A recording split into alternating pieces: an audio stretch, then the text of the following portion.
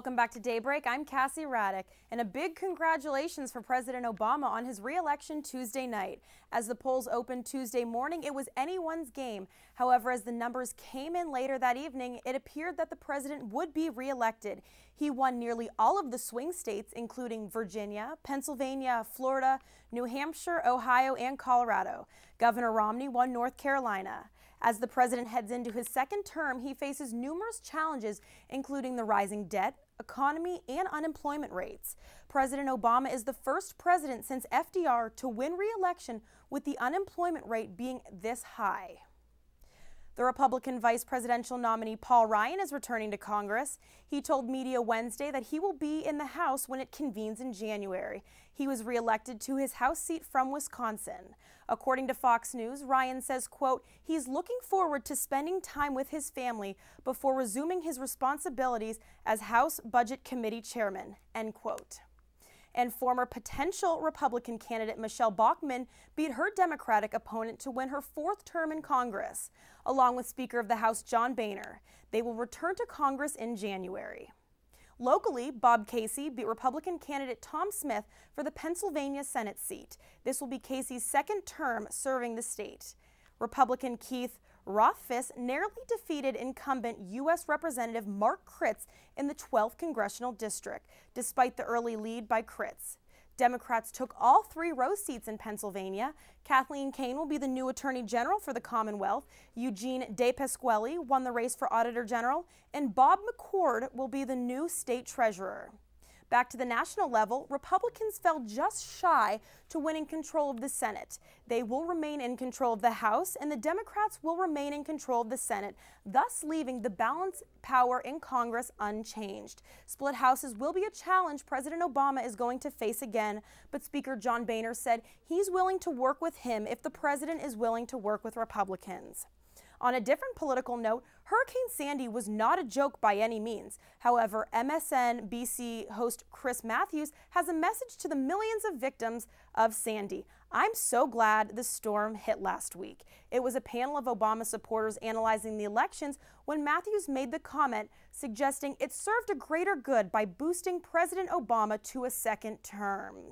And finally this morning, congratulations to Governor Romney on the campaign he ran. He was able to energize his base these past few weeks, inspiring people. Running against an incumbent is a difficult race to win, but he did an excellent job trying. And that rounds up our election coverage. Now back to you guys at the couch. Thanks, Cassie. Donna Winnick is here now with an entertainment report.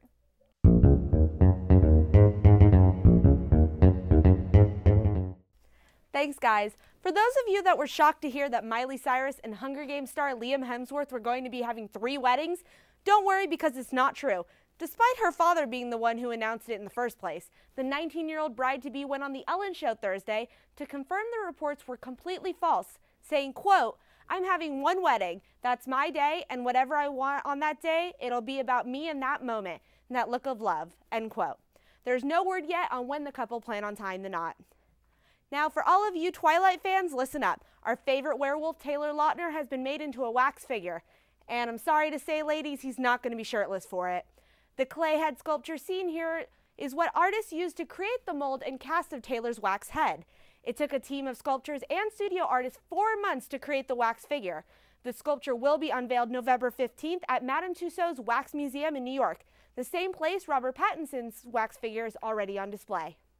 And finally, get your Feeny calls ready because Disney has announced that a Boy Meets World sequel series is in the works. The show will be following Corey and Topanga's 13-year-old daughter Riley and her friends. But here's the ironic twist. Corey's going to be her history teacher.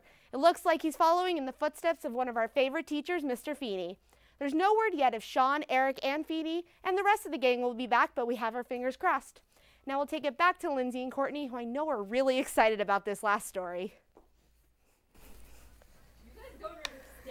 Excited. Me and Courtney have been talking about this for the entire length of the show. Yes. Boy Meets World being back is just fantastic. We grew up with this show. Like, since we were 3 years old, it was on TV. And it's like, Corey and Topanga were the first relationship that I felt I was a part of, and when they broke up, I was upset. So now to see them back and have kids and everything else, and Corey being Mr. Feeny, it's perfect. Yes. Absolutely And they perfect. have to get the whole gang back because I needed to live up to my standards, Lindsey. Exactly. That's So- it.